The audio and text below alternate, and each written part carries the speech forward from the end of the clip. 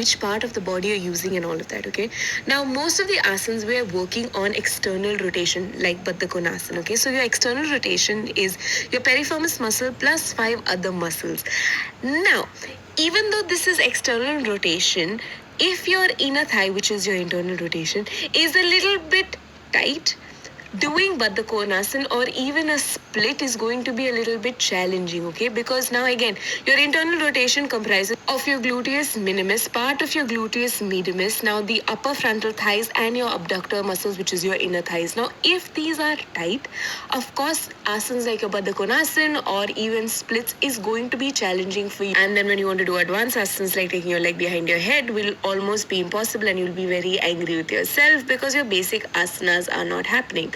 So what I want you to do is we're going to dive into the video. You want to come as close to the wall as you can, okay? That means you want to try and get your butt touching the wall. Now this is very important. Straighten your legs as much as you can and open your legs to wherever you can.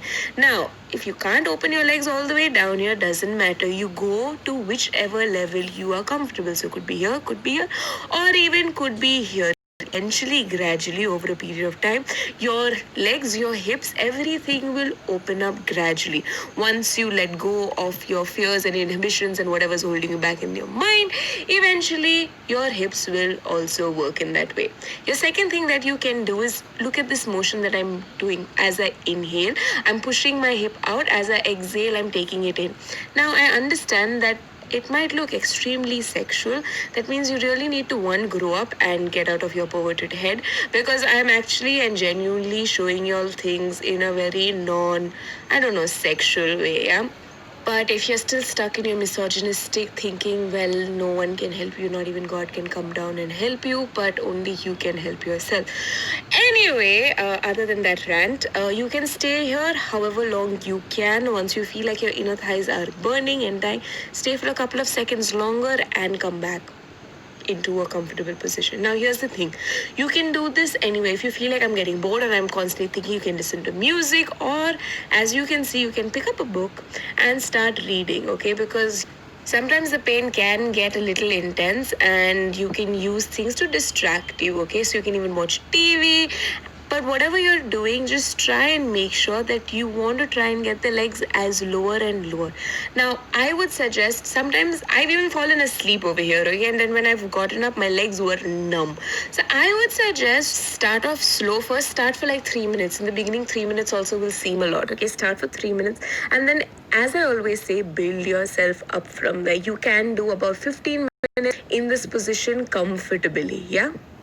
Also, something you can keep in mind is you can flex and point your feet so that your muscle will be activated, or you can rotate the leg. Now, as you rotate your leg, you will notice that the legs also want to go down. So anything that is holding you back in your hips or your inner thighs, you're releasing it out well slowly. I'm telling you, it may seem like, oh my god, I'm chilling, but it's freaking painful.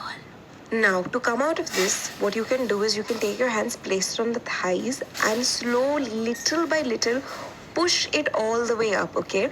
If you're comfortable, you can just use your inner thigh strength and gently get your legs up. From there, you can hug your legs in towards you for however long you want. From there, we're going to come onto our fours, and as you come onto your fours, you're going to open the knees as much as you can. And now you want to try and sink that hip down as close as you can to your heels or your ankles, okay?